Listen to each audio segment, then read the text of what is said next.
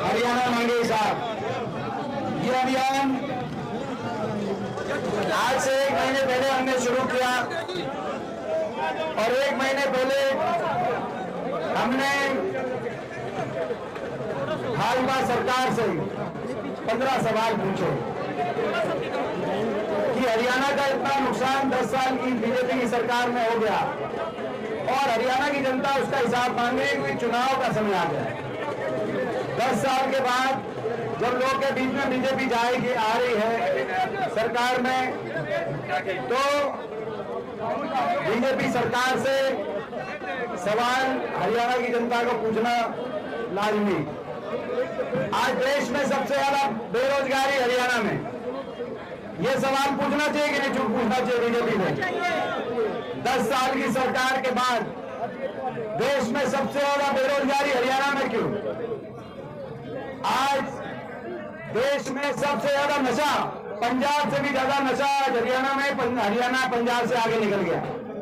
सबसे ज्यादा पलायन, हरियाणा के एक गांव से नौजवान छोड़ के विदेशों में जा रहे, हरियाणा में नौकरी नहीं मिल रही, ना हरियाणा के अंदर कोई उज्जवल भविष्य की कोई संभावना दिख रही नौजवानों। सबसे ज्यादा पलायन हरियाणा में, सबसे ज्यादा बेरोजगारी हरियाणा में, सबसे ज्यादा नशा हरियाणा में, सबसे ज्यादा क्राइम, अपराध दर, सबसे ज्यादा क्राइम आज हरियाणा के अंदर। ये भारत सरकार के आंकड़े बता रहे हैं। हर वर्ग के साथ अपमान, एससी समाज के और ओबीसी समाज के अधिकारों को छीनने का काम इस सरकार ने हरियाणा में किया। हम सवाल पूछ रहे हैं कि इन्होंने पक्की नौकरी क्यों खत्म कर दी? हरियाणा में 2 लाख पक्की नौकरी समाप्त हुई और जो बची कौशल निगम के माध्यम से बिना रिजर्वेशन, बिना पेंशन, कच्ची नौकरी में हरियाणा के नौजवानों को, देश में सबसे ज्यादा कच्ची नौकरी अगर आज किसी प्रदेश में दी तो हरियाणा में दी। हरियाणा के नौजवानों का शोषण करने का काम। तो सवाल हमने पूछा, गरीब आदमी की सारी स्कीम्स बंद कर दी। देश में सबसे ज्यादा महंगाई, सबसे ज्यादा वैट हरियाणा में, गरीब आदमी की सारी स्कीम्स बंद हो गई। 100 गज के प्लॉट की स्कीम खत्म, पीने के पानी की टंकी टूटी, पानी के कनेक्शन की, एससी समाज, बैकवर्ड समाज के सभी परिवारों की हमारे समय स्कीम थी वो खत्म। स्कूल के अंदर वजीफे की जो योजना थी वो 1/3 हो गई। मनरेगा की जो योजना थी उसका बजट कम हो गया। और खिलाड़ियों का जो अपमान हुआ, किसानों का जो अपमान हुआ, कर्मचारियों का हुआ, सरपंचों का हुआ, वो सब आपके सामने है। इस सरकार ने किसी को नहीं बख्शा। और 10 साल के बाद जब बीच में आ रहे जनता के, तो जनता सवाल पूछे कि नहीं पूछे, मैं आपसे सवाल पूछता हूं। और यही हमने कहा कि भाई हरियाणा मांगे हिसाब, और बीजेपी वाले कह रहे हैं कि हम नहीं देंगे हिसाब। और हम बीजेपी वालों को कह रहे हैं आप कैसे नहीं दोगे हिसाब? हम बीजेपी वालों को यही बताना चाहते हैं कि ये हरियाणा है प्रधान, ये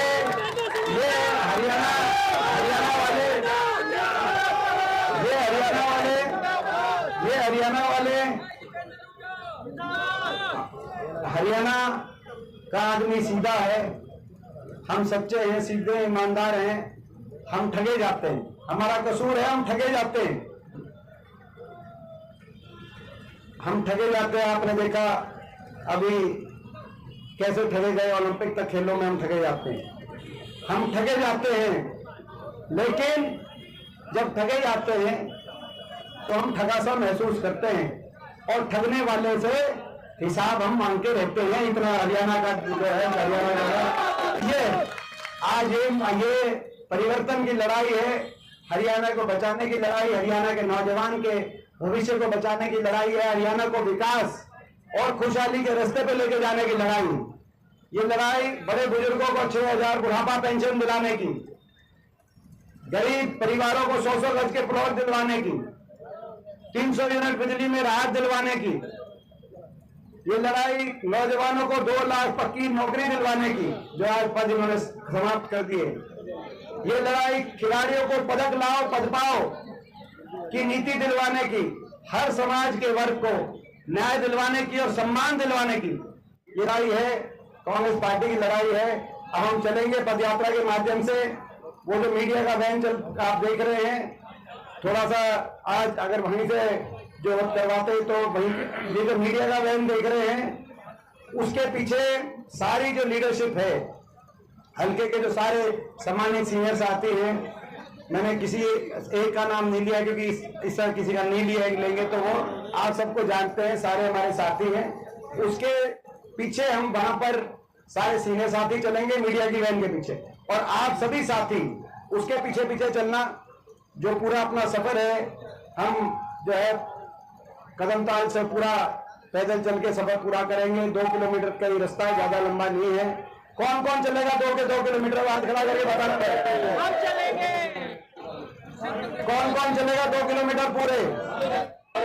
तो भाई पीछे पीछे चलेंगे। ये जो अनुशासन से चलेंगे, अनुशासन का मतलब ये है आगे मत आगे ना जाए। हम पहले जो वैन है मीडिया की उसके पीछे हम लोग चलेंगे और आप सब उसके पीछे, हमारे पीछे आप चलना। अगर हमसे आगे जो कोई जाएगा, किसी भी साथी के कोई समर्थक आगे जाएंगे तो यानी कि वो साथी अनुशासन